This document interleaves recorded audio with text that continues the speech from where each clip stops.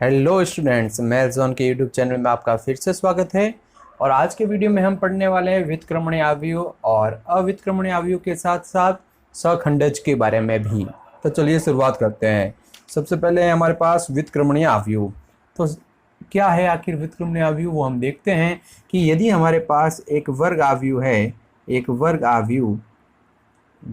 अवयव ए, और इसका हम निकालते हैं सारणिक यानी कि डिटरमिनेंट ए।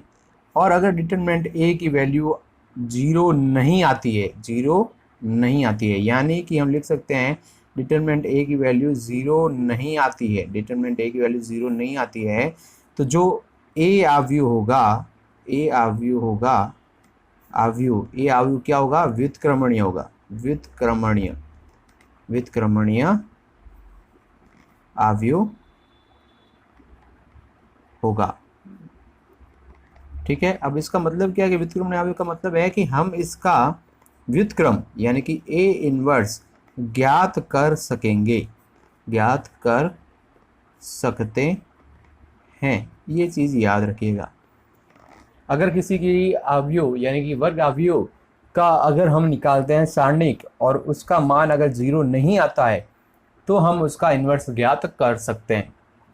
अब हम देखते हैं अव्युत्क्रमणीय अवयव कि अव्युत्क्रमणीय अवयव क्या है। अव्युत्क्रमणीय अवयव देखिएगा, इसमें सिंपल सा आपको ये याद रखना है कि अगर हमारे पास एक वर्ग अवयव है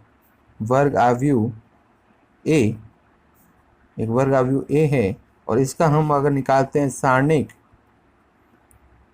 यानी कि डिटरमिनेंट ए, और वो आ जाता है जीरो, डिटरमिनेंट ए की वैल्यू क्या जाती है? जीरो।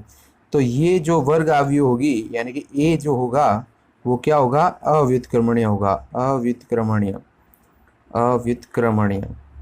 ठीक है। तो ये चीज़ याद रखिएगा, अव्युत्क्रमणीय होगा। अव्युत्क्रमणीय का मतलब है कि आप इसका ए इनवर्स ज्ञात नहीं कर सकते। अब हमारे पास वर्ग अवयव का व्युत्क्रम अवयव किस प्रकार से ज्ञात करेंगे। अगर हमारे पास एक अवयव है ए और ये अवयव है हमारे पास वर्ग अवयव, हमेशा याद रखिएगा वर्ग अवयव होनी चाहिए, वर्ग अवयव, और हमें इसका इन्वर्स निकालना है यानी कि व्युत्क्रम निकालना है। तो व्युत्क्रम निकालने के लिए हम क्या करेंगे? व्युत्क्रम निकालने के लिए हम एक फॉर्मूला यूज़ करते हैं और वो फॉर्मूला क्या है वो देखते हैं। तो व्युत्क्रम अवयव निकालने के लिए हम लिखते हैं A inverse is equal to adjoint A upon determinant A. तो ये जो यहाँ पर हम एडजॉइंट लिख रहे हैं ये होगा अवयव ए का सहखंडज। ये अवयव ए का सहखंडज किस प्रकार से निकलेंगे ये अभी आगे देखेंगे। तो आपको ये ध्यान रखना है कि ए इनवर्स ज्ञात करने का फॉर्मूला क्या होता है? ए इनवर्स ज्ञात करने का फॉर्मूला है एडजॉइंट ए अपॉन डिटरमिनेंट ए। अब ये मॉड नहीं है, ये सारणिक है, वर्ग अवयव की सारणिक। तो जब भी आपको ज्ञात करने का बोलता है, क्या व्युत्क्रम अवयव ज्ञात करने का बोले, क्या ज्ञात करने का बोले? व्युत्क्रम अवयव। तो व्युत्क्रम अवयव ज्ञात करने के लिए आपको पहले क्या ज्ञात करना होगा? Determinant A. अगर डिटरमिनेंट ए का मान जीरो आ जाता है, तो आपको ये फॉर्मूला लगाने की ज़रूरत नहीं है। क्यों नहीं है? क्योंकि जीरो आने पर हम ए इनवर्स ज्ञात नहीं कर सकते।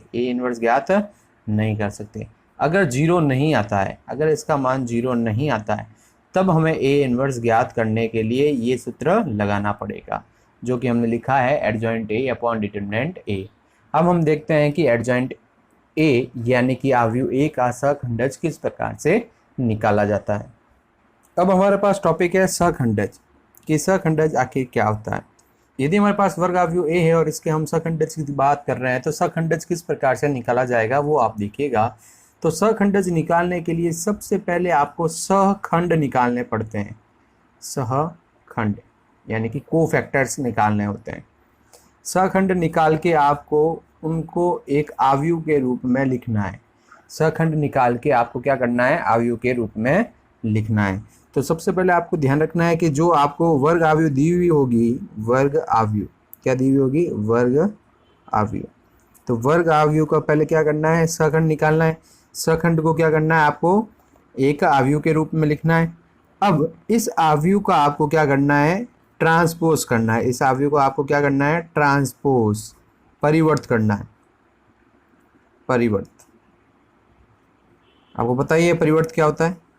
तो परिवर्त जब कर देंगे तो हमारे पास जो आव्यूह मिलेगा वो क्या हो जाएगा, एडजॉइंट ए, यानी आव्यूह ए का, आव्यूह ए का सखंडज आव्यूह, सखंडज आव्यूह, सखंडज आव्यूह। तो ये चीज़ आप याद रखिएगा कि सखंडज आव्यूह को किस प्रकार से लिखा जाता है। सखंडज आव्यूह को एडजॉइंट ए, जो भी आव्यूह होगी ए बी सी डी वो यहाँ पे लिखा जाएगा। तो सखंडज आव्यूह को इस प्रकार से प्रदर्शित किया जाता है। तो हम एक 2x2 का उदाहरण लेके देख लेते हैं कि किस प्रकार से लिखा जाएगा। तो हम एक एग्जांपल लेते हैं। एग्जांपल के तौर पे हमने एक वर्ग आव्यूह ले ली ए, 2, 4, 5 और 6। ठीक है, हम इसका क्या निकालेंगे, सबसे पहले इसका सबसे पहले हम निकालेंगे सखंड, सहखंड।